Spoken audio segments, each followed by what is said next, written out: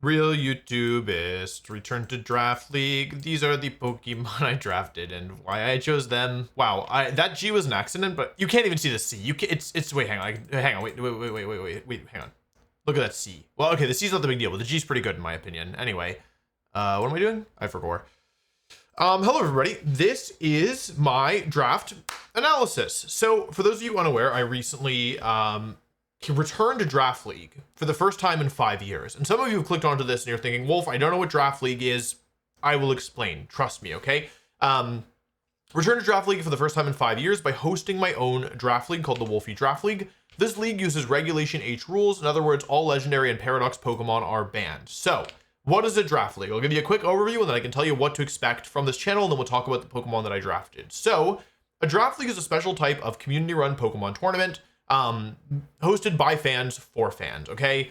In my opinion, it's one of the coolest formats to play in, and it's also a lot of fun to watch. Unlike a regular Pokemon tournament where, you know, like I can use Incineroar, you can use Incineroar, everybody can use Incineroar if they want. In a draft league, each Pokemon is only allowed to be used by one player at a time. Or like, at any given point. So if I'm using Incineroar, that means that nobody else is able to use Incineroar. And so it makes for some really interesting team building. Now, your first thought might be that, oh, well, like whoever gets the strongest Pokemon is going to win the tournament, right?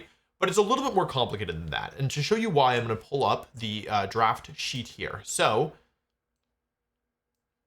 basically, the way that it works is that the stronger a Pokemon is, the more expensive it is. And this is going to have some spoilers for the draft. So if you haven't watched the draft already, that's up under the live tab on the main channel. So if you want to watch the draft, if you don't want to be spoiled on which Pokemon everybody has, go there. Okay, ready? So this is the draft board. I'll zoom in so you can see it more clearly. But here's what you need to know. The more expensive a Pokemon is, that's also representative. I said this wrong. The better a Pokemon is, the more expensive a Pokemon is. Each player must draft 10 Pokemon, no more, no less, and they only have 100 points total. So if you want a Pokemon like Goldengo, which somebody has, you have to spend 20 points, which is 20% of your budget. And on average, each Pokemon you should only be spent, 10 points on. And so this is literally 2 Pokemon for the price of 1. No, 1 Pokemon for the price of 2, right? And so what makes Draft League interesting is not only that your team building is limited because players take turns drafting Pokemon, and you can't contest. So let's say I really want Ursaluna Blood Moon, which I did. The person before me picked Ursaluna Blood Moon. There was nothing I could do about that. I was the 5th pick in the draft. The person who was in 4th, Mount, took Ursaluna Blood Moon. That was it. He got Ursaluna Blood Moon. I got Bupkis. You know what I mean? So it's a really interesting format because it really tests your skill as a team builder. Now, one thing that I mentioned earlier that you might have noticed is that I said you draft 10 Pokemon, but of course you can only bring 6 Pokemon to a battle. So why do you have 10? Well, one of the things that makes Draft League different from other types of tournaments, and one of the things that I think is really exciting about Draft League, is that rather than entering a tournament where you lock in your team at the beginning and then you can't make any changes and you play for a weekend, Draft League you play over the course of several weeks, several months most of the time. This league will take place over the course of a little under 3 months. It should be between 9 and 10 weeks total, depending if we have a break week. But basically a little over 2 months, 9 weeks. And each week you are allowed to choose to change which Pokemon you bring and all of the details on them. So you change your EV spreads, what moves you have, your Terra types, your items, all this stuff you change based on trying to beat your opponent. So in many ways, it's like a counter teaming competition, right? You're trying to pick the best set for your Pokemon to beat your opponent's specific team. And what makes this interesting is that each player has 10 Pokemon. And so you can't just counter their 6 because you don't know which 6 they're going to bring and vice versa. So it's a very interesting team building challenge. It really tests your ability not only to work with what you have, but also your ability to pick Pokemon that work well together. And many Pokemon are better in draft than they are in a traditional kind of official tournament or whatever, right? So it's a really interesting format where there's a lot of room for a lot of creativity, and every Pokemon is a signature pick to a player. So you're not going to see Incineroar on every team. Actually, as you can see here, nobody drafted Incineroar. Fun fact. And this might seem shocking because, of course, Incineroar is like the best Pokemon in the game, but many of the strongest Pokemon are actually worse in Draft League because if your opponent has Incineroar, just put Clear Amulet on your strongest physical attacker, or just put Covert Cloak on the Pokemon you don't want to get fake outed, right? It's actually quite easy to counter team Incineroar for a week, right? And so is it really worth, almost 20% of your budget for a Pokemon that's somewhat easy to counter? Nobody in here thought it was worth it, right? Especially because you have to be really intentional with your points. Why would you spend 19 points? If you're going to spend 19 points on a support Pokemon, It should be a Pokemon like Whimsicott, right? Or a Pokemon even like Torkoal, as you can see, who is a little bit more less expensive even, but provides something unique, right? You can get Intimidate and Fake Out from other Pokemon that are cheaper. You can't really so easily get Drought unless you want to use Ninetales or a Trick Room attacking Drought Pokemon. Same with Prankster Tailwind. Like, your options are pretty limited. So you can kind of like start to understand as you look at the Pokemon that got drafted and which ones didn't, like kind of some of the reasoning why people would take certain Pokemon over others. So if you think this sounds fun, you want to follow along, there's kind of two ways that you can do so. Every Saturday, I believe it is, on this channel, I will be uploading a weekly battle every week following this one, depending on who I took on that week. So week 1, I played Joey, for example, and I've already played the first 2 weeks at the time I'm recording this. We're a little bit ahead, so that thinking. We're a little bit ahead so that, like, yeah, if something happens, then we don't end up delaying the whole upload schedule. We're playing 2 weeks ahead. So if you want to follow along, I'll be posting every single week a battle on this channel. It will be about 30 minutes a week. You can skip around if you want. I didn't do it for the first week, but I think for all the other weeks, I'll try and include a little team building section so I can take you through 10, 15 minutes maybe, talking about the Pokemon I'm bringing and why I'm bringing them. Maybe tell, a story here or there, whatever, kind of classic Draft League stuff. For those of you who aren't aware, Draft League was like a big part of my channel for a long time, and so I hope that many people remember it fondly, and it's exciting for me to be back. I think that's everything. Oh no, I think there were 2 ways you can follow along. So you have two choices. You can either watch weekly or whatever weeks you want to watch, whatever weeks you're interested in. You can either watch weekly here on this channel on BonusWolfe, or while we are playing these these matches every week, I'm also working on one big main channel video, which I should have hopefully done by the end of the Draft League, sometime around November, I think. That's the hope. And I think it'll be really exciting. I hope it's really exciting. And it'll be, rather than individual week by week with no editing, similar to this style of video, it'll instead be kind of a more traditional edited video where it's going to be somewhat similar to like a real life tournament video in a way. So I would say a hybrid between a real life tournament video and online tournament video, where there's going to be editing throughout, but we'll also be mixing in live reactions because I'm playing from home. So, yeah, I think that's pretty much all the things you need to know. So you can either watch week by week, or if you'd like, you can just watch the big summary video at the end. Either way, should be a lot of fun. I'm really excited to be back. So with all that being said, you're probably wondering which Pokemon I drafted. And I'm here to talk about the team that I drafted, as well as, I wish I had some graphics for this. I don't, right? I'll just do it the old-fashioned way. It's scuffed, but whatever. Okay, I'm here to talk to you about the Pokemon I drafted, as well as the reason why I drafted them. So to start out, we're going to be talking about Arcanine. Cool, and Arcanine is here. So Arcanine is a really interesting first pick because, as you saw, actually I should have this over here, right? As you saw, Incineroar was not taken, and Incineroar is 19 points, but Arcanine's only 16. So it might seem weird to you that I would take Arcanine for 16 when Incineroar is 19. Like, surely is 3 points of difference really that much? The answer is actually yes. In Draft League, 3 points is a big deal. Like, for example, as we go kind of into the lower tier mons, let's look at like some of the 11-point mons and the 8-point mons, or the 9 and the 6-point mons. Like, for 9 points, you can get a Pokemon like a Bomasnow, which gives you weather control. You can get Hydrapple, who has great stats. Haxorus and Hisuian Samurott are both very respectable Pokemon. Toedscruel's pretty good. Venusaur's pretty good. Snorlax for 9 feels like a steal. Surprised nobody took this one. And then if you look at the 6-point Pokemon, you're looking at Pokemon like Sneasel, Victory Bell, Ursaring. Like, some of these Pokemon I've used, like Weirdeer and Yanmega, are both, I think, pretty good Pokemon. Vikavolt's decent as well. Crawdon I was initially going to take. Spoiler alert, I didn't. But you also, like there's a difference between Basculin and, like, Hydrapple, right? I mean, if you compare those two stats, it's pretty ridiculous. So part of the reason why I took Arcanine as my first pick was the fact that it's cheaper than Incineroar. But the other part of the reason is a little bit more complex, which is actually in Draft League. I mean, if you compare Arcanine stats to Incineroar's, they're pretty much across the board worse. But they're not bad by any means. Like, Arcanine was kind of a similar role to Incineroar before Incineroar came out. I think actually it has almost exclusively worse stats across the board. If we look at Incineroar stats, what is this? This is like, what is it, 90, 80, 80 bulk? And Incineroar is, I'm fairly certain, higher than that in all three. And it also has more attack. It's 90, 80, 80, and Incineroar's 95, 90, 90. So it's just a strict upgrade, right? And the attack is also lower. Arcanine is only base, that's Hisuian, 110 attack. Oh wait, maybe the attack is higher. Surely Incineroar is not 115, right? Hello? Incineroar is 115. So Incineroar basically has better stats across the board, except for special attack, which Incineroar is a physical attacker, so it doesn't matter, and then speed. But the thing is that the speed actually is a big difference here, because with Incineroar, let's say you've got like a strong physical attacking Pokemon that you don't want to have intimidated. Like, what's like a high point one that's slower than Arcanine? Like, Basculegion without the rain, or Dondozo without the boost, right? Or I don't know, like Tyranitar. Tyranitar's a great example, right? You can run Clear Amulet, and all of a sudden, Incineroar's not doing anything to you. But the thing is, because Arcanine is so much faster, it's actually quite threatening with Will-O-Wisp, or if you're a special attacker like Ursaluna Blood Moon, for example, or Chaladon, or Goldengo, you have to worry about Snarl. And Arcanine also, because it's faster, is able to run a wider range of moves. Like, just to give you some idea, like, you have, like, Will-O-Wisp, you have Snarl for support, you can run Morning Sun for healing, but you also have some good support moves, or, like, in addition, you have good supporting moves like Helping Hand and Howl have both been used before.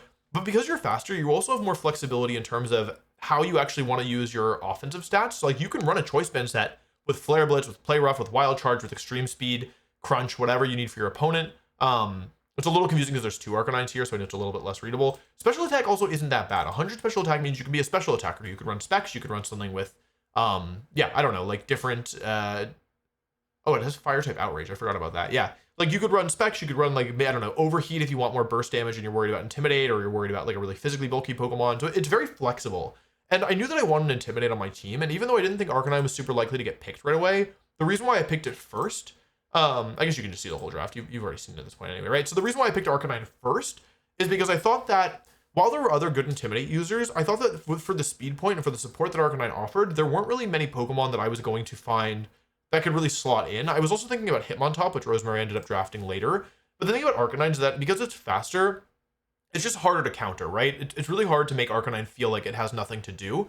And while there are some teams here, like I played, I'll give you a spoiler. I played Joey week 1, and his team at the time, his team has changed since then, but he had Arcanine, he had Pelipper, he had Greninja, he had Llama, and he also had Basculegion.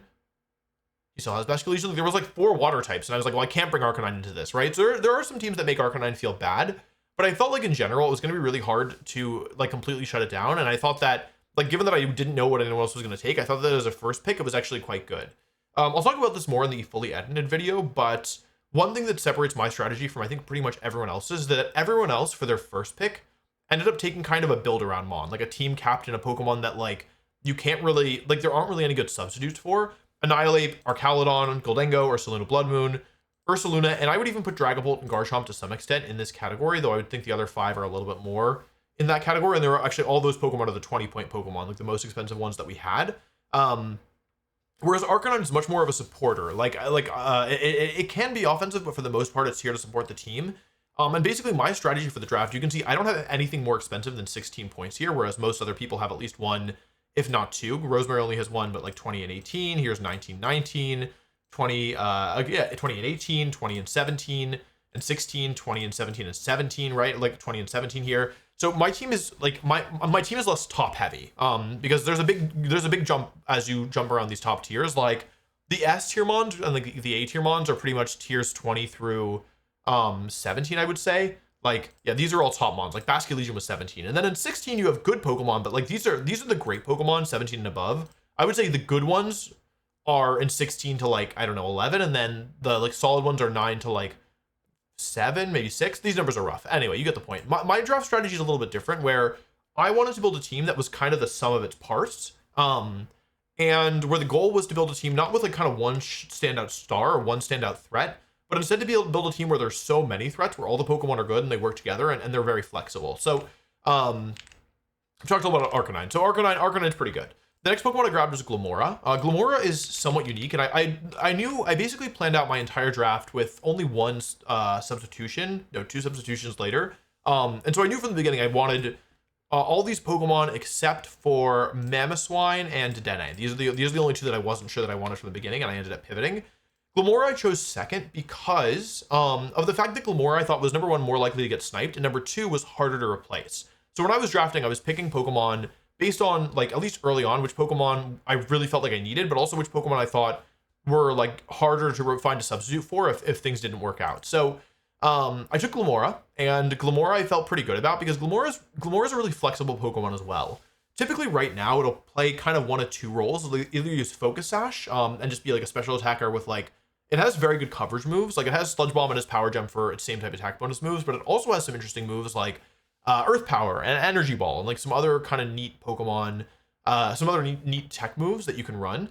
It also will sometimes run the Meteor Beam Power Herb set as kind of the special attack boosting sweeper. But the thing is, Glimmora is actually quite flexible. The Toxic Debris ability is really annoying. Being able to set Toxic Spikes, but not everybody has a Poison type, is just very dangerous. Like, because you can't change your Pokemon, like, yeah, you might have to deal with Toxic Spikes, or you might have to bring a Poison type that you didn't want. Like, maybe versus me, Shady wouldn't want Fungus, or Woozy might not want Toxtricity. Like, basically nobody has more than 2 Poison types, and some teams have 0, I think. Yeah. Does anyone have 0? Joey doesn't have, oh no, he has Hisuian Sneasel. He didn't at first. Okay, maybe everybody has a Poison type except for Rosemary, but even still, they might not want to bring them all the time versus me. And I think they made some changes as well. So, Glimmora. Toxic Debris is a great ability generally, but what I like about Glimmora is that it allows, like, it has a couple of different sets that it can run, and they're all quite good. Like, you can run the Focus Sash one, just like a standard attacker. You can run Meteor Beam for damage, but you can also do stuff with Corrosion. You can do stuff with its signature move, Mortal Spin, which can poison both opponents. So if I want to play like an Arcanine plus Glimmora stalled composition where I'm using like Snarl and Will-O-Wisp and Mortal Spin to like slow down the opponent, maybe Glimmora has like a defensive Terra and Spiky Shield and leftovers, maybe Arcanine's running, I don't know, like Morning Sun and I don't know, like other weird tech moves, like I can totally do that. And there's a couple other really interesting things you can do with Glimmora as well. Glimmora I knew I wanted because I knew that I wanted Tailwind on the team, and I wanted a Pokemon that I could stick next to the Tailwind setter that I wanted, which was Noivern.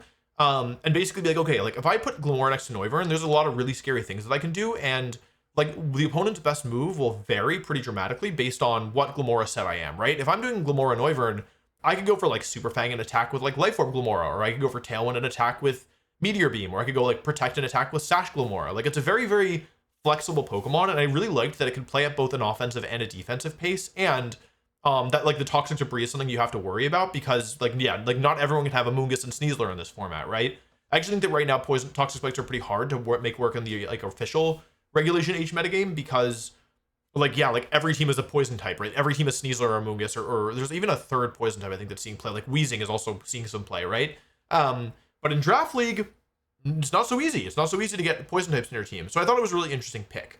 Now, in order to make my draft work, basically the theory was that I needed a couple of like, I was going to basically stay away from kind of the mid tier of the board. So like, if you look at my draft, I think I have one 9-point Pokemon and like nothing else in the 8, 7, 6, 5, or 4 category.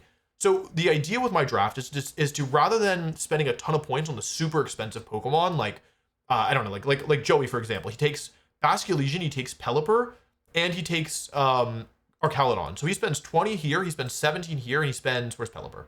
17 here, so that's what, 34 plus 20, that's half of his points on 54 points, 54% of his draft on only 3 Pokemon, right? That's very expensive.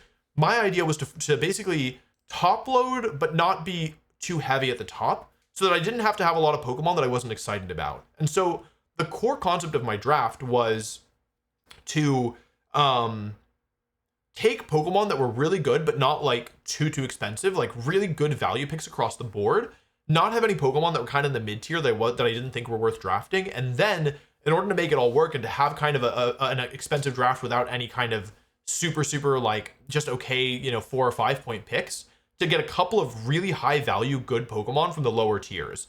And so on my third pick, I decided to take Trevenant. And this is going to seem strange to some people because I don't think people understand a lot about Trevenant. I don't think it's a super popular Pokemon unless you're playing Unite. And even then I think it's pretty unpopular because it's annoying to play against. Trevenant is a really cool Pokemon, and it was actually quite good when it was first released in 2017 in the first year of Sun and Moon. Trevenant has a couple really interesting things going for it. First, it's a ghost and a grass type. And the second is that the stats are pretty good. It's actually relatively strong. Like 110 base attack is not bad for a supporting Pokemon. Pretty flexible stats across the board. Like it's not the best defense you've ever seen, but the thing is that the attack is good. The defense is usable. Like the bulk is usable. It's quite slow, which is actually good because it's a Trick Room setter. And Trevenant gets the Harvest ability. Harvest being the ability that after a Pokemon consumes a berry, it has a 50% chance of recovering that berry. So Harvest plus Citrus Berry, Trevenant can go infinite. It can survive forever. And if you can't like get rid of it in an attack or in 2 attacks, it'll spend the entire game at like 75% HP and you'll never clear it. Also on top of that, Trevenant has a ridiculous move pool. So if we just look through this, Leech Seed, I would say the standard move set is like Protect. Let's say you're thinking like, okay, I want to run standard Trevenant. I want Trick Room, Woodhammer or Hornleech, maybe a Ghost move, Protect or Will-O-Wisp, whatever, right? But you can do something like, oh, okay, like super tanky Leech Seed Trevenant, right? Or like Will-O-Wisp, like I mentioned, or Curse. You can do stuff with Curse because with Curse, you cause the opponent to like lose a bunch of health. You lose half your health. But if you have unlimited health because you have unlimited citrus berries, you can use Curse and you can do some really cool stuff with that. Phantom Force is interesting. Destiny Bond is interesting. Forest Curse is a move that is, it's a signature move that adds grass typing onto whatever it hits. So you can use this on your opponent to make them weak to fire or ice or to compound weaknesses. You can also use it on your partner to take away weaknesses. Like, for example, if I have Trevenant plus Primarina, I can use Forest Curse on my own Primarina to turn off its weaknesses to grass and electric. Like, that's something you can do. And you can use it to make your own Pokemon more immune to Spore and Powder moves. So you don't have to run Safety Goggles, you can just use Forest Curse. It's worth noting this won't work on any terrestrialized Pokemon, so it's a little bit niche. But on top of that, Trevenant has way more good attacks than I'm showing you here. Nightshade is good for consistent damage. Weather Control with Sunny Day and Rain Dance. Foul Play, whatever. These aren't really the moves that interest me, but it gets like Reflect, it gets Poison Jab, it gets Drain Punch, it gets Rock Slide, it gets Imprison. You want to stop Trick Room, Imprison Tree, right? Skill Swap is quite interesting. I always love Skill Swap. Trick, also a good move. Special attacks don't really care about. Calm Mind, though, you can run Calm Mind. Giga Drain with Citrus Berry. It's not like the most obvious set, but you can do it. Terrain Control, Earthquake for damage. There's more. Haze is a big one. Why does it get Toxic? Toxic is not even given to that many non-poison types anymore, but it gets Toxic. Knockoff, Grassy Glide, Burning Jealousy, you can burn stuff. Poltergeist, Lash Out, Pain Split, Skitter Smack, Psychic Noise. Like, a lot of these moves have utility. Disable, Sucker Punch. It has a priority attack. What? And Ally Switch. So I saw this Pokemon and I was looking through kind of like the lower points and I was like, okay, what are like some good 3 points? I was trying to make my draft work with some of the higher tiers I wanted. And I was looking through and I was like, is there anything in 3 points? Alolan Golem, Altaria, Ampharos, Arbok. Like, look at these Pokemon. Maybe Chansey, right? But like, these Pokemon are on the whole not very good. Like, Dipplin is here, right? Fletchinder. Like, I'm not saying that they don't have use, right? Like, some of these Pokemon are usable for sure. But I was like not excited about any of them. And I got to this point. I was like, Mischievous is kind of cool. But like, I got to this point, Piloswine's pretty good. And I saw that Trevenant was 3 points. And I was like, 3 points for Trevenant? Like, no. This thing should be like a 7-point mon. There's no way this thing should be 3 points. So anyway, my plan was basically to take either Trevenant or Poltergeist, depending on, like, I wanted Trevenant, but since they have the same typing and like they fill somewhat similar roles, I was like, okay, I'll take Trevenant, but like if it gets taken, then like I'll take Poltergeist. So I was planning on waiting a while to draft it. But then, well, it's not here anymore, Joey, because Joey's changed his team, but Joey took Poltergeist. And at that point I was like, I gotta take Trevenant because I have to get one of these Grass and Ghost type 3-pointers because they're just so good. So very excited about Trevenant. At this point I was like, okay, like what else is super important? And I thought the next most important mon for me to grab was Noivern. Noivern. Okay. So Noivern. Noivern I really wanted here. Many people are going to be surprised that Noivern is like such a high priority because it's not a very popular Tailwind setter, but this is one of the cases where I think that Draft League changes how good a Pokemon is. Noivern is something that I really like, which is the access to the ability Frisk. Frisk reveals the foe's held item, and basically the way it works in doubles is you reveal both your opponent's held item every time you're sent out. Now, Draft League is played in closed team sheet, open Terra, so we'll know the Terra types of our opponents, but we won't know the anything else about them. So we won't know their items, their moves, their abilities, their stats, anything except for the Terra type we're not given access to. And having a Pokemon that you cannot stop from just revealing your items, like when it's sent out, is a big deal. Noivern's also quite fast, and I wanted like a fast Pokemon so that my team wasn't just a bunch of like mid-speed and like kind of Trick Room Pokemon. So I was really excited to get Noivern. I thought it was really important. And although its stats aren't the best, it's very fast and it's like totally, okay, it's not so strong, but it doesn't necessarily need to be because it can also fill a pretty big supporting role. Noivern does some great moves, like Super Fang is a big one. Super Fang cutting the target's health in half. So you can run defensive Noivern with like Tailwind, Super Fang. It gets Breaking Swipe, I'm pretty sure. It definitely gets Breaking Swipe. It's a Dragon type. Breaking Swipe, right to drop attack. You can run Disruptive Noivern. But because it's so fast in certain matchups, you can run stuff like Choice Specs or Life Orb. It gets Boom Burst. You can do Terra Normal Boom Burst. You can run Specs. You can run Scarf if you're worried about specific threats. You can run Scarf Switcheroo to change items around. That's pretty good.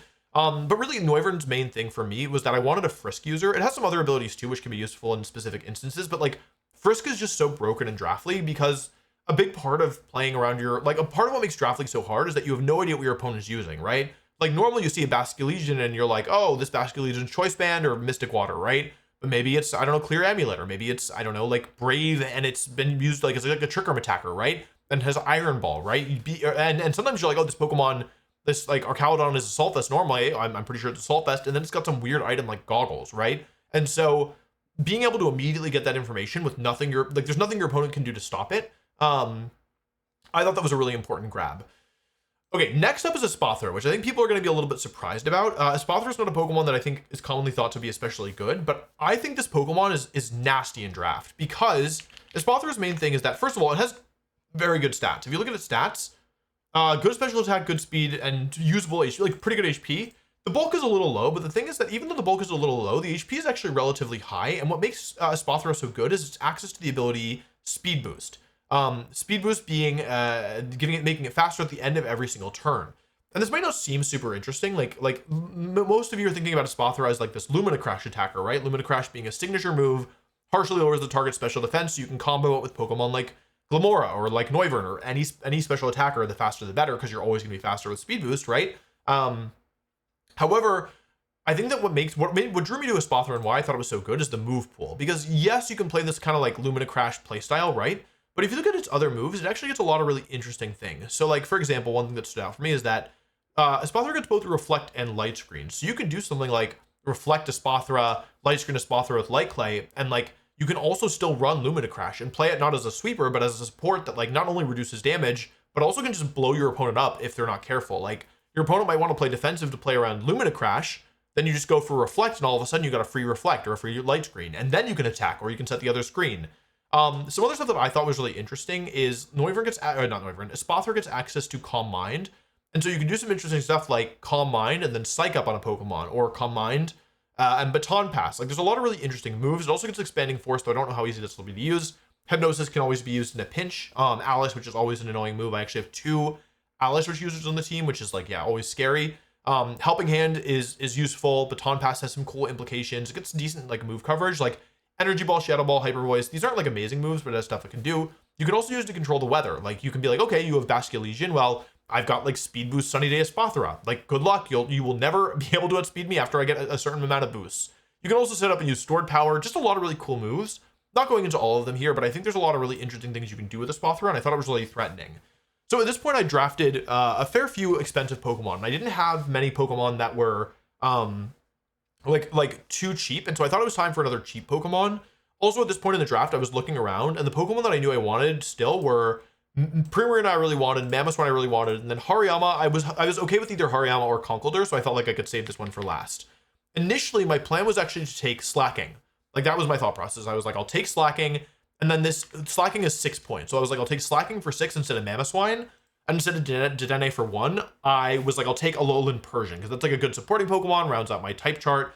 Slacking without Weezing seems weird, but because I have a couple skill swap users on the team, I was like, well, like I can probably make this thing work because like it is such good stats, and even though it's actually pretty good for 6 points, and it has such good stats that yeah, if I build a team around it, if the opponent is weak to it, I think it could be really good. However, this was only the second snipe of the draft, the first one being Ursaluna Blood Moon. The second snipe was actually Aaron, who took Slacking and Galarian Weezing, so was not able to grab Slacking here, unfortunately. So I needed to pivot. And I knew that I basically decided I wanted to use Mamoswine instead. However, in order to make Mamoswine work with like a 14, a 16, and a 13 Pokemon still in my draft, I needed 1 2-point Pokemon and 1 1-point Pokemon. And for 2 points, I ended up taking Venonat. So Venonat is an interesting Pokemon because it doesn't look like it should be very good. However, if you look at my team, one thing that you will notice is that I don't have any redirection. And that's true even of my future picks. Like I don't have Follow Me and I don't have Rage Powder. And Venonat is very interesting because it has access to Rage Powder, which is just a super valuable move. But Venonat is more than just a Rage Powder bot. Rage Powder, egg move. Venonat is interesting. The stats don't look very good, but what you have to understand is that initially when I was planning my draft, I was like, okay, I want redirection somewhere. And I was like, what's kind of like a more budget redirector I can get? Like this is before I had planned the whole thing out, right? My computer's freezing. Hopefully my recording is still working. Anyway, I was looking at the board and I was like, what's like a redirector I can get for like, it's like not the most expensive, right? And I came across Electivire for 11 points. And I was like, okay, Electivire for 11 points, like it's got good stats, like sure, whatever. And then I started running some damage calculators. Like I was like, oh yeah, like I kind of like soft put in Electivire into my plan, right? Then I started running some damage calcs and I was like, wait a second, like let me compare Electivire's bulk to Venonat's. And Venonat is literally bulkier than Electivire. And I was like, okay, in that case, I'm not spending 11 points for Electivire when I can spend 2 points and get Venonat. And now Venonat is interesting because it's not forced to only be a redirector. It has a really useful ability called Compound Eyes, which raises its accuracy by 30% for all of its moves flat. That's a big deal because it also gets Sleep Powder, which is normally 75% accurate, but ends up around the 96-97% accurate when you factor in Compound Eyes. So it's basically got Spore as well, which misses a very small percentage of the time. So Rage Powder and Sleep Powder are both very, very, very effective moves, and are really dangerous to play against. And it has some other moves it can do too. Acid Spray can be interesting. Struggle Bug is good. It gets Skill Swap, though it's a bit hard to use on my team specifically. You could set up Toxic Spikes. It also gets Toxic. It gets Morning Sun for recovery for some reason. Baton Pass. Most of these moves probably aren't going to see a ton of play. Endeavor's a little bit interesting, though. Skitter Smack and Lunge can both lower the target stats, so that's like worth considering at the very least. And then like I mentioned, Morning Sun. So I think that like it's a Pokemon that I don't tend to bring every week, but I think if opponents don't respect it, it's very dangerous. And I think in the right position, it can be really good.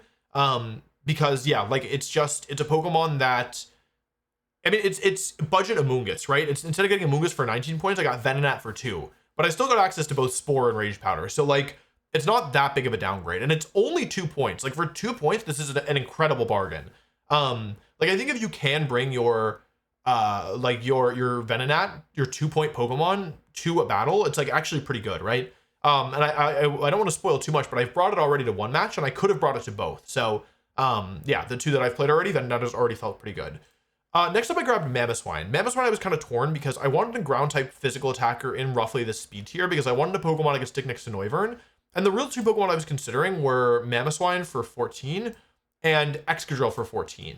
In the end, I went with Mamoswine, even though Excadrill is a bit more popular, because Mamoswine has 3 good abilities, two kind of regular usable abilities. And I recently used Mamoswine on a team with Slacking and Wheezing, which is up on the Patreon. Eventually, it'll be a main channel video, probably in November, December time. But I recently used Mamoswine with like Kilowattrel, Slacking, Wheezing, and I was pretty impressed with it. Ice typing in general is pretty hard to come by in Draft League because there aren't very many good ice types. Like if you look around, Alola Ninetales is clearly the best one in the format. Then you have like Lapras. I don't think Aaron has an ice type here. No ice type on this team. My team has Mamoswine. This team, no ice type. No ice type, and then no ice type. So as you can see, there's only 3 ice types out. One of them is Lapras, one's Alola Ninetales, and then one is my Mamoswine. So I thought ice typing was more valuable here. And I really like that Mamoswine's a Pokemon where it's got a lot of useful things that it can do, and it's very customizable. One of the strengths that you want to look for in Draft League is how flexible a Pokemon is. So like a Pokemon like Ursaluna, for example, which is a very, very, very powerful Pokemon, and I think it makes sense that it was first picked by Shady. The weakness of Ursaluna is that you kind of always have to run the Flame Orb, right? You might be able to sometimes get away with a different set, but for the most part, to bring out its full potential, you're going to want the Flame Orb. You compare that to something like Mamoswine, who can hold the Focus Sash, who can hold the Assault Vest, who can be Choice Scarf, who can be Choice Band, who can be Clear Amulet with Thick Fat. That's something I considered this week. It can hold a type Resist Berry. Like there's other things too. You could be Leftovers, you could be Sub. Like there are so many different things you can do with Mamoswine. And part of the theory behind my draft is I wanted Pokemon where they didn't just have one option. They didn't just have one moveset or one item or one set that they had to run. I wanted Pokemon that could be really flexible to make it really difficult to prepare for me. And Mamoswine fit this, and Excadrill fits this to some extent too. But what I liked about Mamoswine is that number one, the ice typing, as I said, is hard to come by, and therefore people might like load up on teams that have a lot of ice type Pokemon or a lot of ice type weaknesses. And I also like the abilities of Mamoswine a bit more. With Excadrill, you get Sand Rush and Sand Force. But for the most part, like I didn't plan on drafting Sand, so unless I was playing Rosemary, those abilities would be worthless. And your third ability is Mold Breaker, but like I think it's just a little bit less useful. Whereas like Thick Fat just is like a great ability across the board, and Oblivious makes you immune to Intimidate. So kind of in both situations, like you're always gonna have an ability that is more likely to be useful than something like Mold Breaker, which is only really useful in general for like very specific threats. Like it doesn't do much into like if you look at James's team, it doesn't do like there's no Mold Breaker interaction here. It doesn't do anything. So I thought Mamoswine was more flexible and more useful with its abilities, and therefore more customizable. Mamoswine's move pool is pretty much like gonna consistently be like Ground Move, High Horsepower, Earthquake, Ice Shard or Icicle Crash, maybe a second Ice move, and then like Protect or Coverage or Setup. But there's some stuff that it can do. It gets Amnesia, as you can see here. Mist is probably too gimmicky, but you could run it. Charm, Scary Face, like okay, like the moves aren't that good, but like Icy Wind is interesting. It has like I think a lot of times with Mamoswine, if you're considering it, like, and you have an open move slot, you're like, it's not a Pokemon where you're gonna be changing up all the moves. Like you're pretty much always gonna be running a ground move and almost always running an ice move. Probably most weeks I bring it, I expect to run both.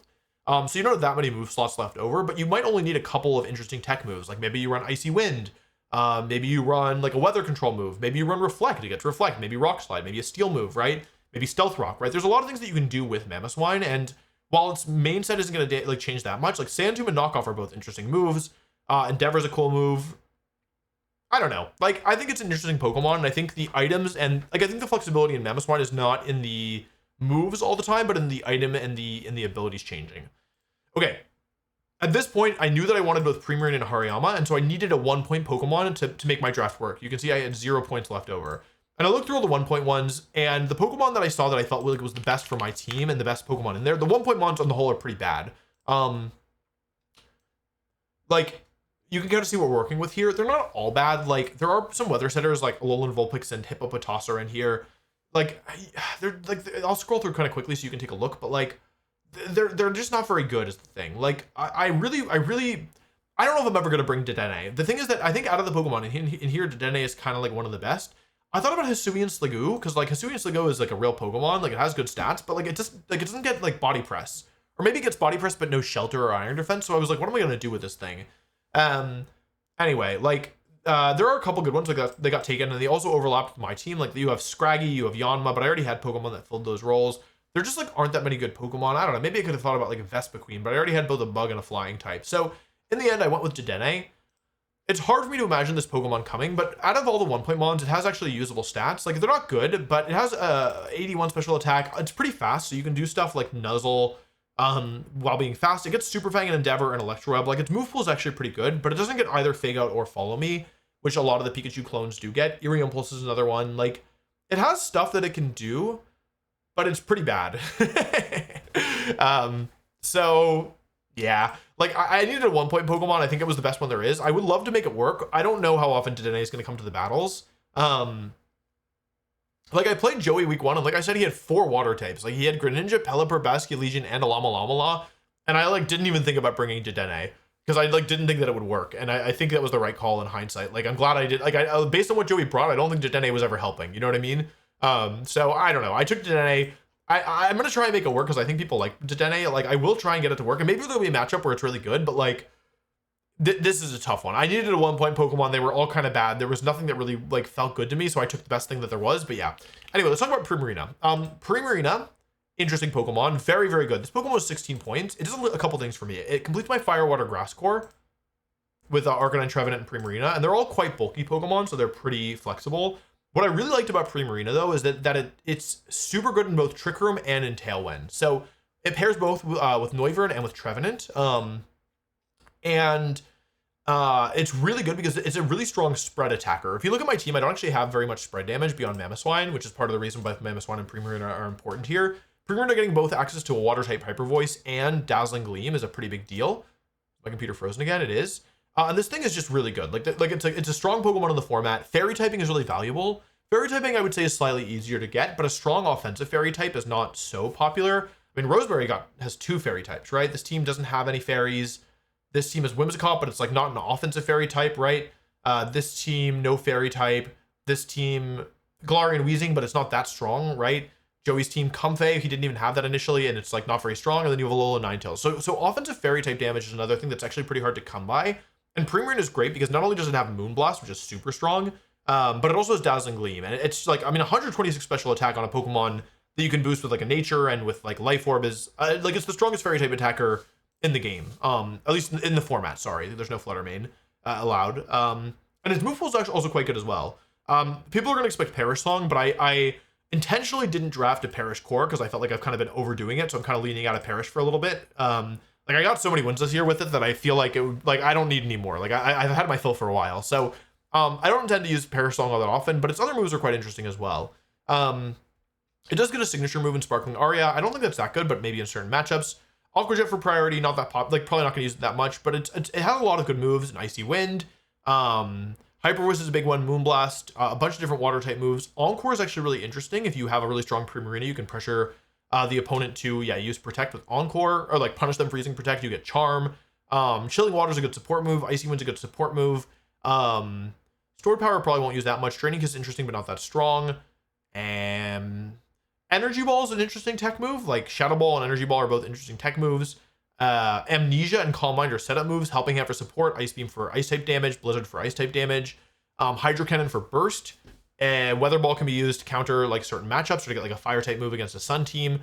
Psychic Noise is interesting. Like there's a couple interesting things you can do with it, but I think what really makes Primarina so interesting is similar to Mamoswine. It's not necessarily the moves that are going to vary all that much, but I think the item and the stats and the speed point matter a lot. Because again, Primarina is my best Pokemon at fighting both inside of Tailwind and inside of Trick Room. So I can play versus a team, have Primarina work in Tailwind because it outspeeds everything, and then have it work also in Trick Room because it underspeeds everything once Tailwind expires. And so for such a strong special attacker and a Pokemon with such good bulk, like the natural bulk on Primarina is no joke. 116 special defense, 80 HP, 70 to 4 defense isn't great, but we have Arcanine to bolster it. We have Lewis, Trevenant, whatever. Super good Pokemon, very flexible, very hard to prepare for. I think it will be really strong. Which just leaves my last pick now, which is Hariyama. Hariyama I felt pretty good about. Hariyama is interesting because like we never see it because Iron Hands is just like turbo better. That's not where H is. Hariyama. Hariyama I also like because I was between Hariyama and Conkeldurr, but I like that Hariyama gives me Fake Out, especially once I took a Lowland Persian off of the plan. I thought that I needed a Fake Out user to help set up Trick Room, and Hariyama felt like a really good pick here because it's a Fake Out user that also can do a ton of damage because as we've seen, Guts plus Flame Orb, very powerful, can run Close Combat, can run Facade, Terra Normal Facade is an option, but Hariyama is also able to play a more like it can play like set up the Trick Room and then sweep. It's also like slow enough that it works really well in Trick Room, but it's base 50, so like we've seen base 50 Pokemon work in Tailwind before, so like while it's not that good in Tailwind, against slower teams or against like certain like specific threats, you can have it work in Tailwind for sure. Has tons of HP, really good attack stat, and then defenses are a bit low, but the HP helps compensate for it, so it's kind of okay. Hariyama can also work well with the Assault Vest item and other items as well because of the Thick Fat ability. Like you don't need to use Guts. Using Thick Fat Assault Vest against like a team spamming Ice or Fire moves is actually pretty dangerous. And there are a couple teams here where I think that like Assault Vest Hariyama, or not, doesn't even necessarily need Assault Vest. Like you can run a couple other items as well. Hariyama can also use like other sets as well. Like Belly Drum is a threat that you have to respect. Bulk Up is a big threat. And the offensive moves that you use actually can vary quite a bit. You'll probably have Fake Out most of the time, Close Combat or Drain Punch, like lots of good fighting moves. But you can run Knockoff. You can run Headlong Rush, which I didn't know it got until this. Like Headlong Rush, very powerful move. Ground Terror Headlong Rush, gonna do a ton of damage. Heavy Slam is pretty good. It's like pretty heavy. For some reason, to get some weird moves like Chilling Water for support.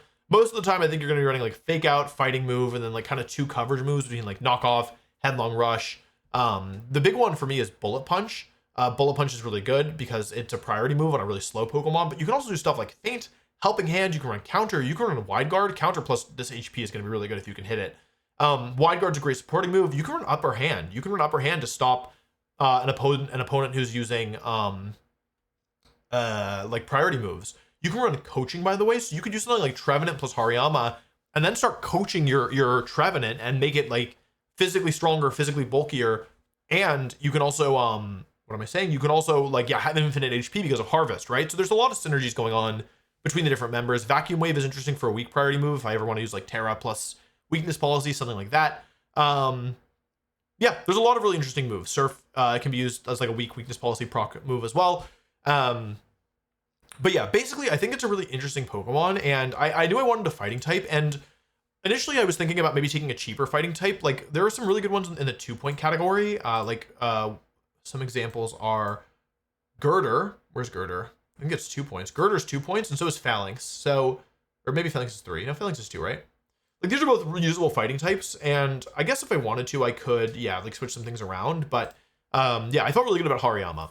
Overall, I feel really good about my draft. I know there's a lot of like really weird and unconventional Pokemon here, and it might not look very good at a glance, especially if you compare it to somebody like really most of the other drafts. Kind of, you can see a lot of the synergy more obviously. Like, okay, like we know Dondozo, Weezing, Tatsugiri, Slacking, Goldango, like these are all like these Pokemon all really work together. Joey's got this crazy Rancor of like Arcaludon, Greninja, and Pelipper. James is like Annihilate plus Beat Up, plus Alola Ninetales for like Aurora Veil. Mount has like a hard Trick Room team in Ursaluna Blood Moon, Torkoal, and Oranguru.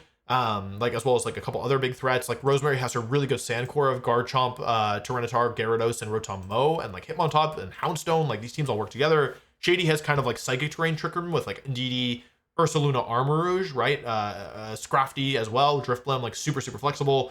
Uzi's playing more of like a Tailwind Hyper Offense style with like Whimsicott, Dragapult, not Hyper Offense, but like Whimsicott, Dragapult, Hisuian, Typhlosion. Like I know these all look more like they make sense when you look at them. In my draft, it might not make as much sense, but I really believe in these Pokemon. I really think they're really good for what they are, and I think they're really good budget picks. And I'm excited to use this team that is kind of the sum of its parts rather than taking a star and making it feel like the start, which is what I've done a lot of in draft in the past. Like the last time I remember playing draft, I had my broken Dracovish, and I just like every week stuck Dracovish on the field, clicked like Vicious Rend, and killed everything, right?